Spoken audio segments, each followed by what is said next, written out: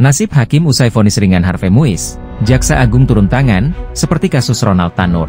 Terkait dengan hukuman atau vonis yang dirasakan kurang memenuhi rasa keadilan masyarakat, pemerintah dalam hal ini Bapak Presiden itu sangat mendengarkan masukan-masukan dari masyarakat, di mana vonis yang diberikan ini dirasa kurang adil gitu, kurang memenuhi rasa keadilan masyarakat, sehingga Presiden sudah memerintahkan juga pada Pak Jaksa Agung untuk melakukan upaya banding terhadap putusan vonis tersebut. Jadi istilah-istilah yang katanya ada yang mengistilahkan kalau penanganan korupsi itu tajam ke bawah, tumpul ke atas. Tunggu saja, kita banyak nanti episode-episode berikutnya yang akan kita umumkan gitu. Ini baru awal ya, baru awal, hasilnya sudah spektakuler. Bahkan ada sebuah keprihatinan, ketidakpuasan di publik. Oleh karena itu ya harus memberikan punishment atau hukuman itu juga harus sesuai dengan perbuatan yang diterima. Saya kira itu yang paling penting. Ya saya termasuk harusnya orang yang korupsi seberat itu kan membuat rakyat menderita, kemiskinan makin meninggi, sehingga para pelakunya adalah sebenarnya bisa masuk kategori pelanggar HAM. Mana ada orang diadili tidak sopan? Semua orang diadili pakai jilbab, pakai sarung, pakai ini. Itu nggak bisa karena punya anak. Semua maling punya anak. Kalau mau membebaskan orang, menurut saya yang dibebaskan maling-maling kecil itu. Kenapa kok ini yang istimewakan? Yang pencuri ayam, korban narkoba, orang membunuh istrinya karena istrinya selingkuh, orang karena ditipu, orang membakar orang karena kalap. Kenapa tidak itu aja yang dibebaskan kalau alasannya biar penjara penuh gitu? Ini tidak masuk akal semua. Mari kita rasional kalau ingin baik. Kalau enggak ya sudah. Tapi saya masih punya asa. Jangan ragu kalau saudara tidak puas dengan pejabat-pejabat di bawah Anda, laporkan saudara ke Anda. Begitu banyak orang yang mau mengabdi. Tidak ada orang di sini yang kebal. Copot segera. Suruh tinggal di rumah aja. Beginilah nasib para hakim usai memberikan vonis ringan terhadap Harvey Muiz, suami Sandra Dewi. Jaksa Agung Sanitiar Burhanuddin bakal turun tangan untuk mendalami hal ini. Lantas, apakah nantinya akan berakhir seperti kasus Ronald Tanur? Diketahui, Jaksa Agung Sanitiar Burhanuddin ditanya wartawan terkait vonis terhadap terdakwa kasus dugaan korupsi tata kelola komoditas timah PT Timah, Harvey Muiz, yang dinilai terlalu rendah. Pertanyaan itu dikaitkan wartawan dengan langkah yang dilakukan Kejaksaan Agung dalam kasus lainnya, yakni kasus yang menjerat Gregorius Ronald Tanur. Dalam kasus yang menjerat Tanur, diketahui Kejaksaan Agung telah menetapkan 3 hakim di Pengadilan Negeri Surabaya tersangka kasus dugaan suap terkait vonis bebas Ronald Tanur. Ketiganya pun telah menjalani persidangan terkait kasus dugaan suap. Lalu, apakah Kejaksaan Agung bakal melakukan pendalaman serupa terhadap para hakim dalam kasus Harvey Muiz yang vonisnya memicu kontroversi di publik karena dinilai terlalu ringan? Burhanuddin mengkonfirmasinya.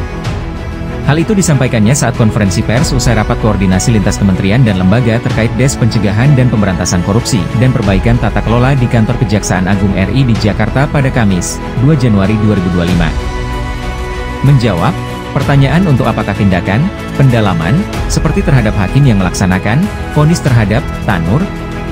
Saya katakan iya, dikata Burhanuddin, melansir dari Tribun News. Sementara itu, Menteri Koordinator Bidang Politik dan Keamanan, Menko Polkam, Budi Gunawan, buka suara terkait vonis ringan yang diberikan pada para terdakwa kasus korupsi tata niaga timah yang merugikan negara hingga 300 triliun rupiah. Salah satu terdakwa yang mendapat vonis ringan adalah Harvey Muiz yang diputus majelis hakim mendapat hukuman penjara 6,5 tahun. Menanggapi hal tersebut, Budi mengatakan pemerintah dan Presiden Prabowo Subianto telah menerima masukan-masukan dari masyarakat terkait kasus korupsi timah ini. Budi juga menyebut Presiden Prabowo telah memerintahkan Jaksa Agung untuk mengajukan banding atas vonis hakim tersebut. Terkait dengan hukuman atau vonis yang dirasakan kurang memenuhi rasa keadilan masyarakat, pemerintah dalam hal ini Bapak Presiden sangat mendengarkan masukan-masukan dari masyarakat. Di mana vonis yang diberikan ini kurang adil, kurang memenuhi rasa keadilan masyarakat. Sehingga Presiden sudah memerintahkan Jaksa Agung untuk melakukan upaya banding terhadap putusan vonis tersebut. Kata Budi, dilansir Kompas TV, Kamis, 2 Januari 2025. Lebih lanjut, Budi juga mengungkap bahwa saat ini Komisi Yudisial, KY, pun telah bergerak melakukan pendalaman kasus korupsi timah ini, terutama pendalaman dalam hal dugaan pelanggaran etik yang dilakukan para hakim yang menangani kasus korupsi timah. Sementara itu, Komisi Yudisial juga sedang melakukan pendalaman terkait dengan kemungkinan pelanggaran kode etik, atau pelanggaran-pelanggaran lain yang dilakukan, dalam hal ini para hakim, jelas Budi, dalam sidang di Pengadilan Tipikor Jakarta, Senin, 23 Desember 2024, Ketua Majelis Hakim Eko Arianto menyatakan tuntutan 12 tahun yang dijatuhkan jaksa terhadap Harvey dianggap terlalu berat jika melihat peran yang dilakukan suami Sandra Dewi itu kasus korupsi timah. Menimbang bahwa tuntutan pidana penjara selama 12 tahun kepada terdakwa Harvey Muiz, Majelis Hakim mempertimbangkan tuntutan pidana penjara tersebut terlalu berat, diucap hakim di ruang sidang. Salah satu pertimbangannya, Eko menganggap Harvey selama di persidangan beralasan hanya membantu Suparta selaku Direktur PT Refinet Bangkatin dalam kerjasama dengan PT Timah Tbk. Karena terdakwa memiliki pengalaman mengelola usaha tambang batu bara di Kalimantan, kata hakim. Selain itu, hakim juga mempertimbangkan posisi Harvey Muiz di PT RBT yang tidak tergabung dalam kepengurusan di perusahaan. Sehingga kata Eko, Harvey bukan pembuat keputusan kerjasama antara PT Timah Tbk dan PT RBT serta terdakwa dinilai tidak mengetahui administrasi dari keuangan di kedua perusahaan tersebut. Bahwa dengan keadaan tersebut terdakwa tidak berperan besar dalam hubungan kerja sama peleburan timah antara PT Timah Tbk dan PT RBT maupun dengan para pengusaha smelter peleburan timah lainnya yang menjalin kerjasama dengan PT Timah Tbk, jelasnya. Alhasil hakim pun berpandangan hukuman pidana yang sebelumnya dijatuhkan oleh jaksa dalam tuntutannya haruslah dikurangi. Pengurangan hukuman itu bahkan bukan berlaku hanya untuk Harvey. Kata hakim hal itu juga berlaku untuk dua terdakwa lain yakni Suparta dan Reza Andriansyah selaku Direktur Pengembangan Usaha PT RBT. Pasalnya, menurut dia, dalam fakta persidangan diketahui bahwa PT RBT bukan merupakan penambang ilegal yang beroperasi di wilayah IUP PT Timah.